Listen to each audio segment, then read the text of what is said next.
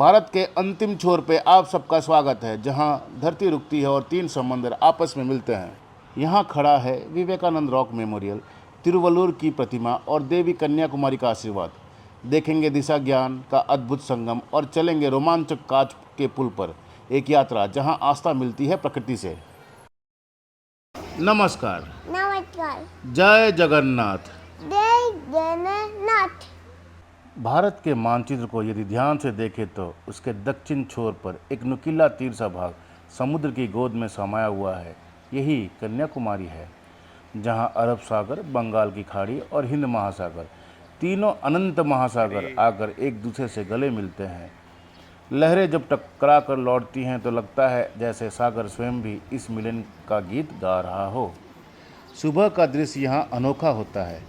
क्षितिज पर हल्के बादल छाए रहते हैं और उनके बीच से जब सुनहरी धूप की किरणें झांकती है तो समुद्र की लहरों पर एक अद्भुत चमक बिखर जाती है। ऐसा लगता है मानो बादल और सूरज आंख मिचोली खेल रहे हों। विवेकानंद रॉक तक पहुंचने का अपना ही अलग रोमांच है। कन्याकुमारी के मुख्य तट से यहां तक पहुंचने के लिए फेरी जेट्टी सेवा उपलब्ध है। सुबह जैसे ही आप टिकट काउंटर पर पहुंचते हैं तो देखते हैं चारों ओर उत्साहित यात्रियों का भीड़ लगा है। छुट्टियों के दिन भीड़ ज़्यादा होती है और कभी कभी प्रबंधन उतना सुचारू नहीं लगता। किसी को लगता है लाइन आगे बढ़ नहीं रही, किसी को लगता है इंतज़ार लंबा हो गया है। लेकिन यही भीड़ इस जगह की लोकप्रियता का सबूत भी है, क्योंकि हर कोई इस अनोखे अनुभव का हिस्सा बनना चाहता है। भीड़ के बीच खड़े होकर समुद्र की ठंडी हवा चेहरे पर महसूस करना, लहरों की आवाज़ सुनना, यह सब उस इंतज़ार को खास बना देता है। और फिर आता है वह क्षण जब नाव पर सवार होने का अवसर मिलता है।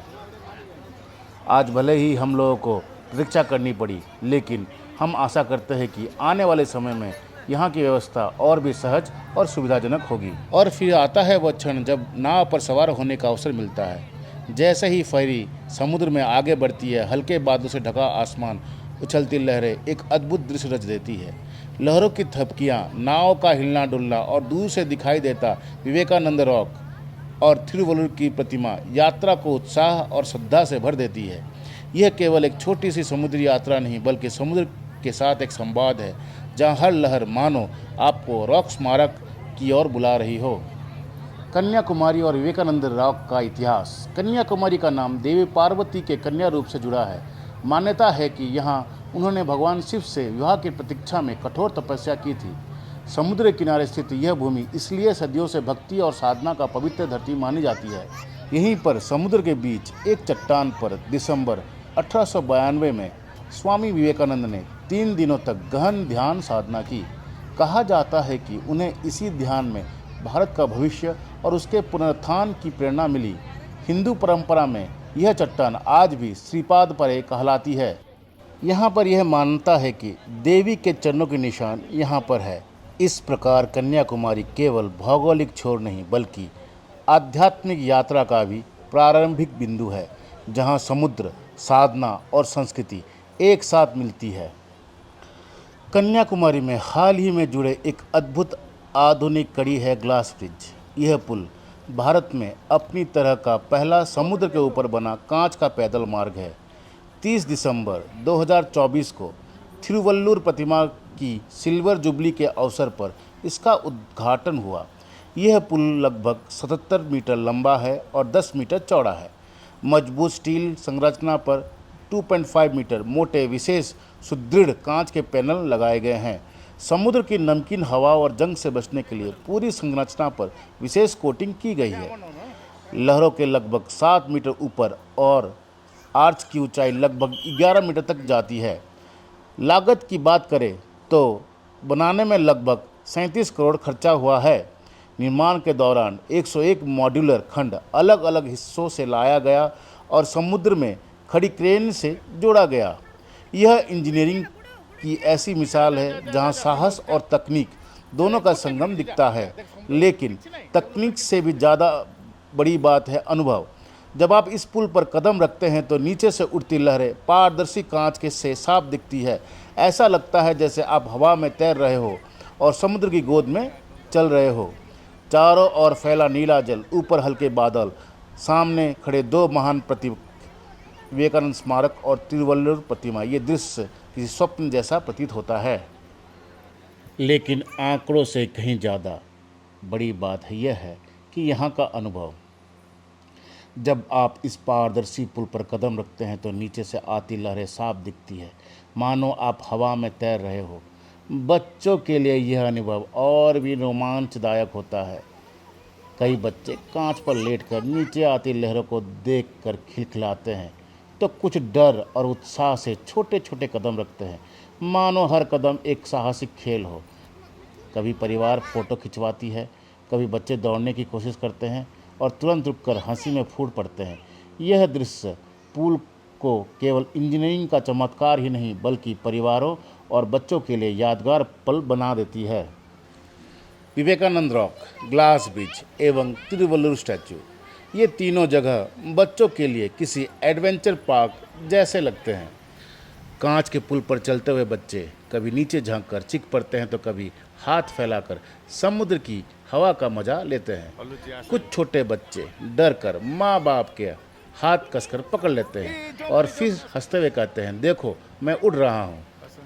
यहाँ का अनुभव बच्चों के लिए केवल घूमने का नहीं बल्कि खेल, रोमांच और सीखने का संगम है, और यही इसे परिवारों के लिए और भी खास बना देता है।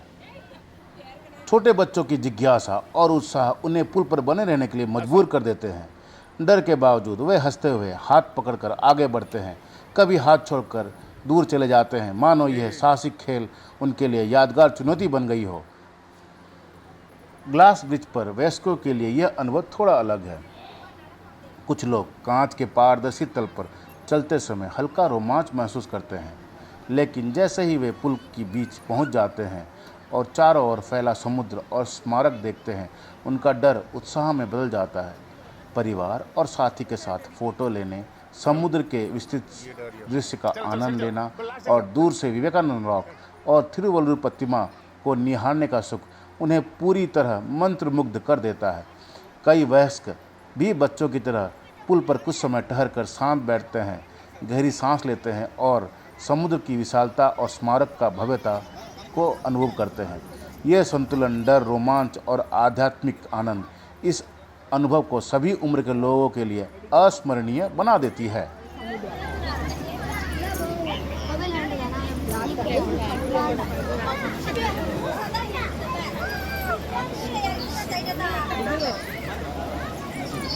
जीवना जीवनु आवास ग्लास ब्रिज का रोमांचक अनुभव लेने के बाद तिरुवल्लुवर प्रतिमा की ओर बढ़ते ही यात्रा का नया अध्याय शुरू हो जाता है। प्रतिमा के प्रवेश द्वार पर लिखा हुआ है स्टैचू ऑफ विजडम। इस प्रतिमा के प्रवेश द्वार पर आपको ऊंचाई की भव्यता का एहसास होता है।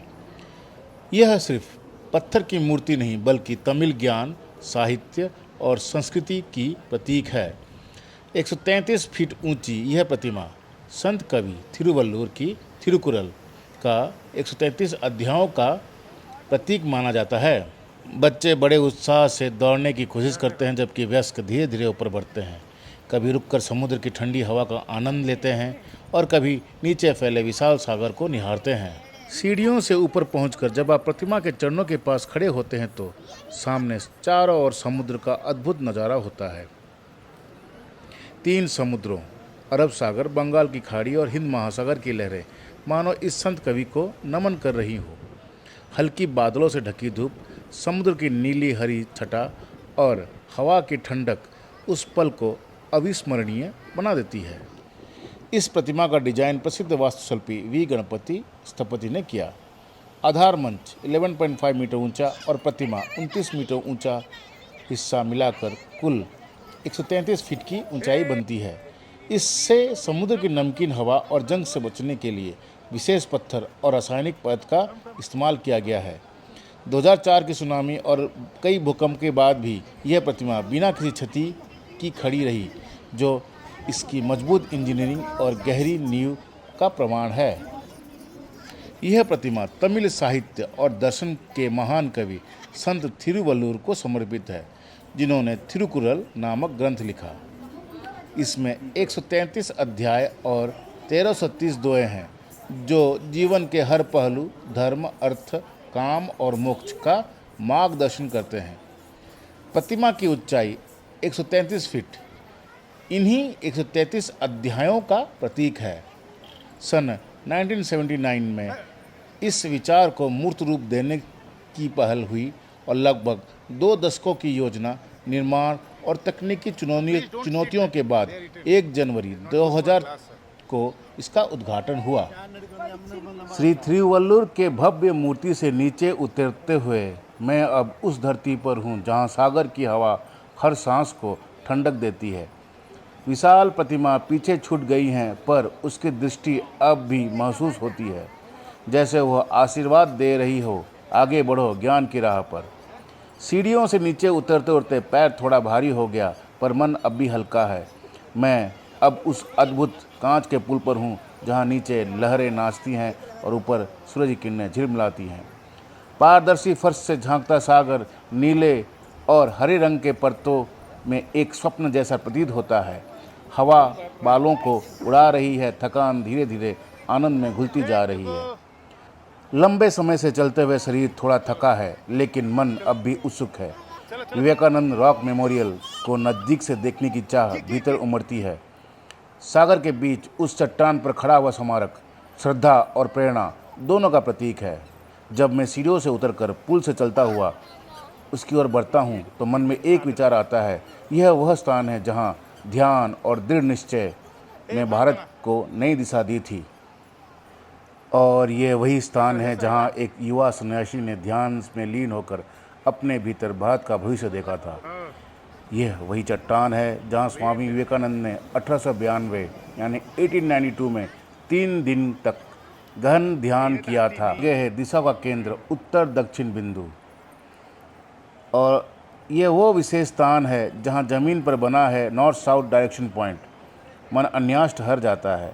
यह छोटा सा चिन्ह एक साधारण दिशा संकेत नहीं, यह प्रतीक है उस संतुलन का जो सनातन धर्म सिखाता है। उत्तर दक्षिण बिंदु पर खड़े होकर एक अद्भुत दृश्य का दर्शन होता है। यहाँ पर मुझे ओम का दर्शन होता है।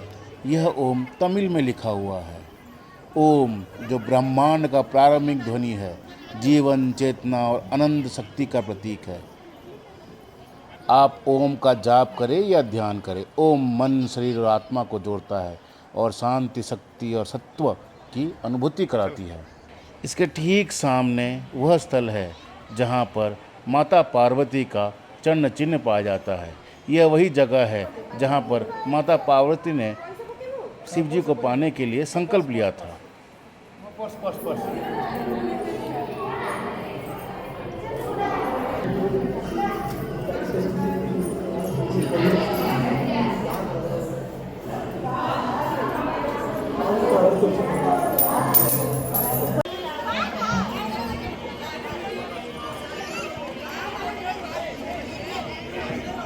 संत थिरुवल्लुर महान कवि और दार्शनिक थे। उनकी शिक्षा कर्म और धर्म पर आधारित है। उन्होंने कहा कि सच्चा ज्ञान और जीवन का मूल्य कर्म में ही है और धर्म के बिना कर्म अधूरा है। उनकी प्रतिमा यहाँ खड़ी है, शांत, दृढ़ और ज्ञानमय। हम सभी को सत्य, न्याय और सच्चाई का मार्ग दिखाती है। पता नहीं कब समय थम गया और हमारी ये यात्रा धीरे धीरे समाप्त की ओर दौड़ती चली जा रही है। हर पल हमारा यह कीमती है और हर अनुभव हमारा अनमोल है। मैं खड़ा हूँ कन्याकुमारी के घाट पर। उत्तर और दक्षिण यहीं मिलते हैं। यहाँ दिशाएं नहीं, भावनाएं गूंजती है। नौका की प्रतीक्षा करते हुए समुद्र की हल्की हवा चेहरों को छूती है। लहरों की आवाज़ में शांति और उत्सुकता होती है। हर क्षण नौका समुद्र में धीरे धीरे आगे बढ़ती है। हल्का डर, हल्की खुशी और बच्चों की चहकती हंसी के साथ चलती है। समुद्र की विशालता हमारी नन्ही चेतना और साहस को जागृत करती है। लहरों के खेल में संतुलन, सावधानी और आनंद का मिश्रण देखते ही बनता है। हर पल यहाँ जीवन का एक अद्भुत रंग दिखाता है।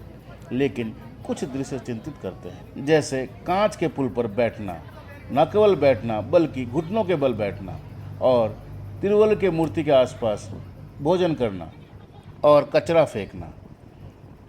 ये सब दृश्य याद दिलाता है कि शहर और संस्कृति के प्रति हर व्यक्ति का कुछ जिम्मेदारी होता है जो वो नहीं निभाते। छोटे छोटे आदतें हमें सुधारनी चाहिए और सामान्य सार्वजनिक शिष्टाचार और जागरूकता को बढ़ाना चाहिए। अगर हर व्यक्ति जो यहाँ पर आता है इस बात को अपने साथ ध्यान में रखे तो यह स्थान और यहाँ के अनुभव और भी पवित्र और सुखदायक बन जाएगा। समुद्र की दूरी से ही दिखाई देता है संत त्रिवरुण की भव्य प्रतिमा, शांत, दृढ़ और ज्ञानमय। उनका संदेश गूंजता है, धर्म कर्म से जीवित रहना। जीवन का मूल्य कर्म में है। जिम्मेदारी, न्याय और सत्य के साथ जीना ही असली साधना है, जो हमें यह सिखाता है कि सामान्य सामाजिक और सार्वजनिक जिम्मेदारियां को निभाना भी उतना ही जरूरी है जितने अपने सारे सुख सुविधाओं को ध्यान में देना। समय रुख सजाता है, हर दृश्य और हर अनुभव, हर एहसास जीवन भर की स्मृति बन जाता है। कन्याकुमारी, जहाँ शक्ति, भक्ति, ज्ञान और जिम्मेदारी एक साथ बहते हैं। साहस, आनंद और आत्म अनुभूति जीवन को नई दिशाएं देते हैं। सामान्य सिविक सेंस के साथ हम इस सुंदरता को और संजो कर रख सकते हैं। हमारे इस वीडियो को आखिरी तक देखने के लिए धन्यवाद। जय जगन्नाथ। कृपया करके सब्सक्राइब, लाइक और कमेंट करें। आपका कमेंट जरूरी है।